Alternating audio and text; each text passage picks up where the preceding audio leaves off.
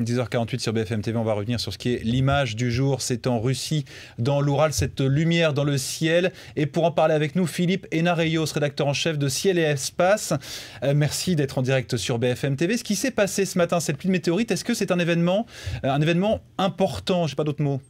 Oui, c'est un événement important parce que quand même assez rare. C'est une a priori, pour l'instant il faut quand même être prudent, mais a priori d'après ce que l'on voit sur les images et d'après les témoignages qui affluent, c'est une grosse météorite qui est entrée dans l'atmosphère. Alors des météorites, il en tombe tous les jours sur Terre, mais elles sont beaucoup plus petites, donc ça ne fait pas grand bruit. Alors que là, c'est un objet visiblement assez gros, qui faisait peut-être quelques mètres de diamètre, peut-être 10 mètres, je n'en sais rien.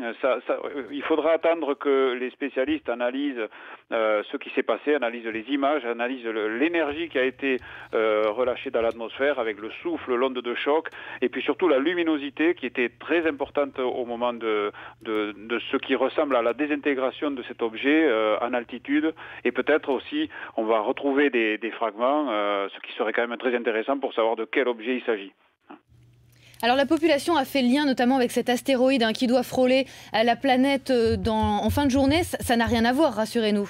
Alors c'est une question légitime effectivement parce qu'il peut y avoir des objets qui se baladent avec des orbites relativement proches les unes des autres. Alors là, dans ce cas-là, ce qu'on observe, c'est que on voit cet objet qui est tombé sur la Russie, qui venait d'une trajectoire qui allait du nord-est au sud-ouest. Or, l'astéroïde qui va frôler la Terre ce soir va suivre une trajectoire qui va du sud au nord. Donc a priori, il n'y a pas de lien entre les deux.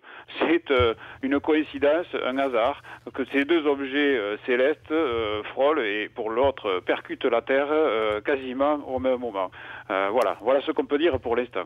Alors il y a le scénario catastrophiste, Philippe Hénareyos, des astéroïdes qui percutent la Terre et l'apocalypse derrière. Finalement, c'est dangereux aussi ces météorites. Une météorite, c'est toujours dangereux, surtout quand elle est grosse.